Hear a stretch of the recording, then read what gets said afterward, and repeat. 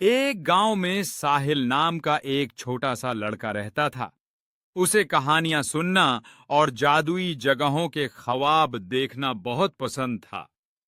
एक रात जब साहिल अपने बाग में बैठा आसमान को देख रहा था, अचानक एक चमकती हुई रोशनी उसके सामने आई। रोशनी में से एक खूबसूरत परी नमूदार हुई। उसके पर चांद की तरह चमक रहे थे। परी ने मुस्कुराकर कहा, साहिल, क्या तुम परियों की दुनिया देखना चाहते हो? साहिल खुशी से बोला, जी हां, मैं हमेशा से वहां जाना चाहता था। परी ने अपना जादुई असा घुमाया और दोनों हुआ मैं उड़ने लगे। कुछ ही देर में वो एक हसीन जगह पहुंच गए जहां रंग बरंगे फूल, चमकते आबशार और मीठे गाने गाते परिंदे मौजूद थे।